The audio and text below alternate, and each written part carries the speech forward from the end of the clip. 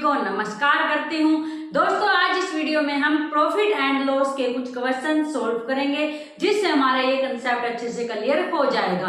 दोस्तों ये क्वेश्चन करवाने से पहले मैं आपको बता देना चाहती हूँ कि यहाँ मैंने मैथ्स की बिल्कुल बेसिक सीरीज स्टार्ट कर रखी है जिसमें हमने मैथ्स बिल्कुल बेसिक लेवल से स्टार्ट किया है। अगर आप किसी भी कम्पिटिटिव एग्जाम के लिए मैथ्स प्रिपेयर करना चाहते हो, अगर आप मैथ्स सीखना चाहते हो तो मेरी इस सीरीज को फॉलो जरूर करें। हमने यहाँ अपने कुछ चैप्टर्स कंप्लीट किए हैं जिनमें हमने मैथ्स के कंटेंट की वीडियो के साथ साथ एग्जाम्पल की प्रैक्टिस की है ताकि कंसेप्ट अच्छे से क्लियर हो जाए।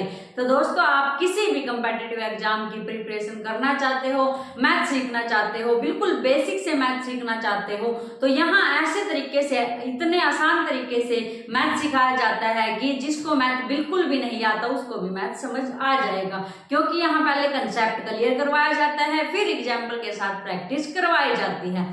तो दोस्तों आप मैथ सीखने के लिए इस सीरीज को फॉलो जरूर करें। आज हमारी ये प्रॉफिट एंड लॉस की सेकंड क्लास है।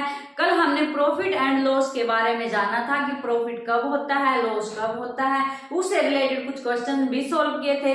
अगर आप इंटरेस्टेड हैं और मैथ सीखना चाहते हैं, प्रॉफिट एंड लॉस के बारे में जानना चाहते हैं तो मेरी लास्ट वीडियो जरूर देखें। तो दोस्तों प्रॉफिट एंड लॉस का आज का फर्स्ट क्वेश्चन ये है। इससे पहले मैं आपको प्रॉफिट एंड लॉस के बारे में बता देना चाहती हूँ।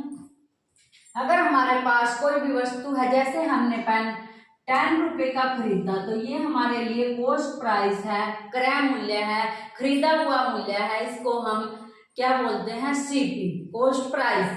अगर हम इसको 15 रुपए का बेच देते हैं तो ये हमारे लिए बेचा हुआ मूल्य है, बेचने वाला मूल्य है, और इसको हम सेलिंग प्राइस बोलते हैं, विक्रय मूल्य बोलते हैं। ये हमारे पास क्रय मूल्य होता है, ये हमारे पास विक्रय मूल्य होता है। अब यहाँ अगर हम SP माइनस CP करते हैं तो 15 माइनस 10 हमारे पास 5 आता है।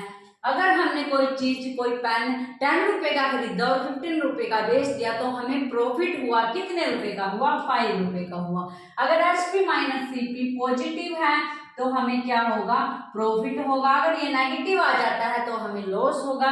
जैसे यही पेन अगर हम 15 का खरीदते हैं और 10 में बेच देते हैं तो यहाँ 10 माइनस 15 करेंगे, -5 आएगा, तो यहाँ हमें लॉस होगा और कितने रुपए का होगा, 5 रुपए का होगा। तो दोस्तों आपको पता होना चाहिए क्रय मूल्य CP क्या होता है, SP विक्रय मूल्य सेलिंग प्राइस क्या होता है। अगर ये डिफरेंस पॉजिटिव है तो प्रॉफिट होगा, ये डिफरेंस माइनस में है, नेगेटिव है तो लॉस होगा। और परसेंटेज कैसे निकालते हैं, अगर प्रॉफिट का परसेंटेज निकालना हो यहाँ 5 का तो प्रॉफिट मल्टीप्लाई 100 और डिवाइड बाय हमारे पास CP क्रय मूल्य है, क्योंकि जो प्रॉफिट होता है और लॉस होता है वो किस पर डिपेंड करता है, क्रय मूल्य पर। अगर यहाँ क्रय मूल्य 10 है और 15 में बेचा तो हमें प्रॉफिट हुआ। अगर क्रय मूल्य चेंज हो जाता है और फिर 10 में बेचा तो लॉस हुआ। तो ये प्रॉफिट एंड लॉस क्रय मूल्य पर डिपेंड करते हैं, CP पर डिपेंड करते हैं, इसलिए डिवाइड में क्या आएगा, CP। ये हमारे पास प्रॉफिट के परसेंटेज निकालने का फॉर्मूला है। ऐसे ही लॉस का परसेंटेज निकालने का फॉर्मूला क्या है, लॉस मल्टीप्लाई 100 और डिवाइड में हमारे पास क्या आएगा, CP। तो ये आपको याद रखना है। ये मैंने प्रॉफिट एंड लॉस की बेसिक बातें आपको बताई। अब देखते हैं हमारे पास क्वेश्चन नंबर 1 है, वो क्या है। सिंपली क्वेश्चन आपसे क्या पूछा जाता है, अगर मैं लास्ट वीडियो वाले क्वेश्चन की बात करूं तो यही आएगा आपके पास कि इतने रुपए में कोई सामान खरीदा, इतने में बेच दिया तो उसको प्रॉफिट हुआ या लॉस हुआ और उसको परसेंटेज में निकाले। एक बात और आपको याद रखनी है, जैसे हमने एक बुक खरीदी 10 रुपीज की और उसके ऊपर हमने 5 रुपीज का कवर चढ़ा दिया और फिर हमने उसको 20 रुपीज में बेचा, तो ये तो हमारे पास विक्रय मूल्य होगा, सेलिंग प्राइस।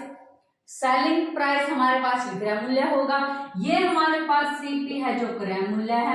लेकिन दोस्तों प्रॉफिट और लॉस निकालते समय हमें क्या करना है, CP प्लस 5 करना है। टोटल क्रय मूल्य हमारे पास 15 आ जाएगा, इसको हम लागत मूल्य बोलते हैं। तो जो उसके ऊपर हम खर्चा करते हैं, उसकी रिपेयरिंग में, कवर में कुछ सामान खरीदे, उसकी रिपेयरिंग करवाए, फिर उसको बेचे, जो बेचने से पहले उसके ऊपर खर्चा आता है वो टोटल ऐड कर लिया जाता है और तब प्रॉफिट और लॉस निकाला जाता है। ये बात भी आपको याद होनी चाहिए, पता होना चाहिए।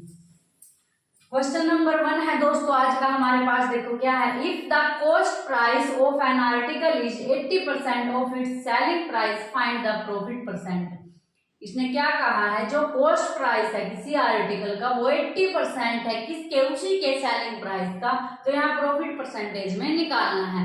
दोस्तों यहाँ मैंने ऐसे क्वेश्चन लिए हैं जिससे अलग अलग ट्रिक का आपको पता लगेगा, जिसमें बिल्कुल अलग अलग ट्रिक अपनाई गई है ताकि आप सभी ट्रिक से रूबरू हो जाओ। लास्ट वीडियो में अलग टाइप के क्वेश्चन थे, आज अलग टाइप के क्वेश्चन हैं।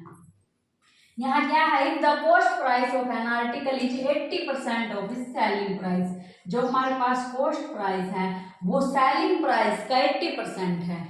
अगर हम सेलिंग प्राइस को 100 रुपीज मान लेते हैं, मान ले कि जो हमारे पास सेलिंग प्राइस है वो 100 रुपीज है और 100 का जो 80% है वो क्या आएगा, 80 ही आएगा। ये 80 क्या हो जाएगा, सेलिंग कॉस्ट प्राइस, क्योंकि इसने कहा है जो कॉस्ट प्राइस है वो सेलिंग प्राइस का 80% है। अगर सेलिंग प्राइस 100 है तो कॉस्ट प्राइस हमारे पास क्या होगा, 80 होगा। अब सीपी हमारे पास 80 है, एसपी हमारे पास 100 है, तो डायरेक्ट हमें दिख रहा है कि सीपी से एसपी बड़ा है। अगर हमारे पास एसपी ग्रेटर देन सीपी है तो हमें क्या होता है, प्रॉफिट होता है। अब यहाँ हमें प्रॉफिट कितने का होगा, 100 माइनस 80 20 का होगा, और प्रॉफिट को परसेंटेज में निकालना है तो प्रॉफिट मल्टीप्लाई 100 और डिवाइड में हमारे पास सीपी, तो यहाँ से हमारे पास 2 1 जा 2 2 4 जा 8 4 2 जा 8 4 5 जा 25% क्या हुआ, परसेंट में प्रॉफिट हुआ, हमें 25% प्रॉफिट हुआ। दोबारा से देखो, जो सीपी है वो एसपी का 80% है, एसपी 100 मान लिया, सीपी 80 आ गया। ये सीपी है, ये एसपी है, प्रॉफिट निकाला, प्रॉफिट परसेंटेज निकाला। तो दोस्तों इस टाइप से ये क्वेश्चन सोल्व करने हैं। इस टाइप के क्वेश्चन ही आपको कॉम्पिटिटिव एग्जाम में देखने को मिलेंगे। नेक्स्ट है दोस्तों हमारे पास क्वेश्चन नंबर 2, देखो क्या है। The cost price of 15 article is same as the selling price of a 10 article, find the profit percent. अब तक हमने जो क्वेश्चन किए थे वो रुपीज में था, कितने रुपीज का खरीदा, इतने रुपीज में बेच दिया, प्रॉफिट हुआ या लॉस हुआ। नेक्स्ट है जो आर्टिकल में है, क्या है, the cost price of 15 article. यहाँ हमारे पास 15 आर्टिकल का जो कॉस्ट प्राइस है वो सेम है किसके, selling price of 10 article. Profit percentage में निकालना है। क्या कहा है इसने, 15 आर्टिकल का जो सेलिंग प्राइस है वो 10 आर्टिकल के, 15 आर्टिकल का जो कॉस्ट प्राइस है वो 10 आर्टिकल के सेलिंग प्राइस के इक्वल है। अगर हम 15 आर्टिकल का जो कॉस्ट प्राइस है वो 100 रुपीज मान लें, क्या मानना मैंने, सीपी मानना, किसका, 15 आर्टिकल का जो कॉस्ट प्राइस है वो 100 रुपीज यहाँ मान ले, तो ये 100 रुपीज यहाँ हमारे 10 आर्टिकल कवर कर देते हैं। 10 आर्टिकल का जो कॉस्ट सेलिंग प्राइस है वो 15 आर्टिकल के कॉस्ट प्राइस के इक्वल है, तो ये 100 रुपीज यहाँ कवर हो गए 10 आर्टिकल में। तो एक्स्ट्रा कितने मिले, बचे हमारे पास 5 आर्टिकल। तो प्रॉफिट कितने का हुआ हमें यहाँ, 5 आर्टिकल का। प्रॉफिट कितने का हुआ हमें यहाँ, 5 आर्टिकल का। अगर हम 10 आर्टिकल सेल करते हैं, 10 आर्टिकल बेचते हैं, 10 आर्टिकल पर हमें प्रॉफिट कितने का होता है, 5 आर्टिकल का, और यहाँ से 1 पर 5/10 और 100 पर 5/10 मल्टीप्लाई 100, तो यहाँ से 50% का हमें क्या होगा, प्रॉफिट होगा। 50% का हमें क्या होगा, प्रॉफिट होगा। तो इस टाइप से दोस्तों इस प्रकार के क्वेश्चंस हम सोल्व करते हैं।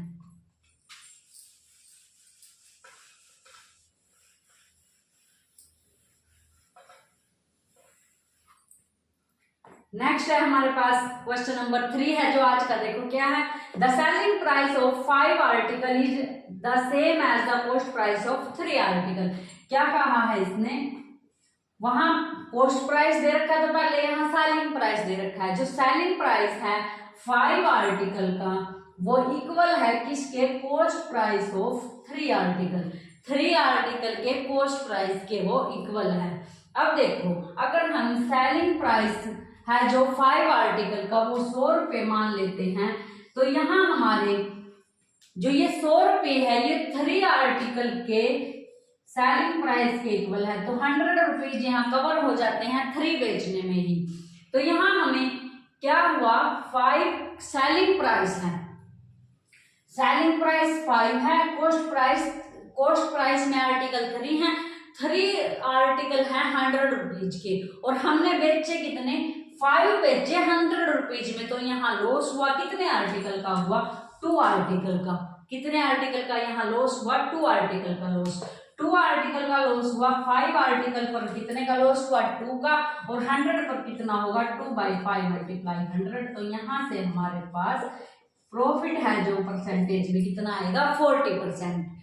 क्यों आया दोस्तों, ध्यान से देखो, जो हमारे पास 3 आर्टिकल का कॉस्ट प्राइस है वो 3 आर्टिकल के सेलिंग प्राइस में नहीं कवर होता, 5 आर्टिकल के सेलिंग प्राइस में कवर होता है।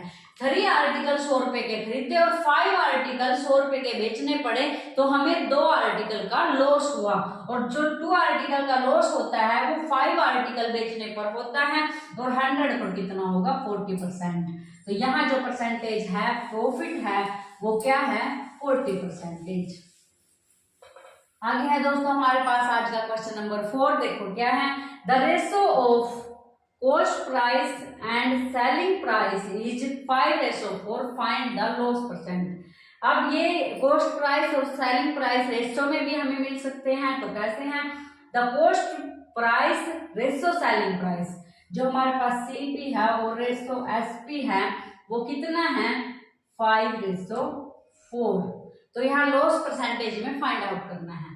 क्या है दोस्तों, सीपी हमारा कितना है, 4, सीपी हमारा कितना है, 5, एसपी हमारा कितना है, 4, CP cost price, SP selling price, क्रय मूल्य विक्रय मूल्य।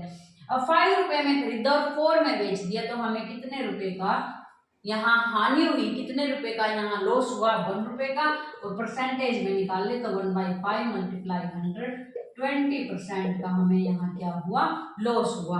तो दोस्तों आज हमने ये प्रॉफिट एंड लॉस के 4 क्वेश्चन सोल्व किए। आशा करती हूँ कि आपके यहाँ प्रॉफिट एंड लॉस के ये क्वेश्चन समझ आ गए होंगे। अगर आपको इस वीडियो से रिलेटेड कोई भी डाउट है तो आप कमेंट करके पूछ सकते हैं। अगर आपने यहाँ तक वीडियो देख ली है तो प्लीज कमेंट करके बताएं कि वीडियो कैसी लगी, क्योंकि आपके कमेंट ही मुझे नेक्स्ट वीडियो बनाने के लिए मोटिवेट करते हैं। तो दोस्तों मिलते हैं नेक्स्ट वीडियो में एक नए टॉपिक के साथ। Thank you.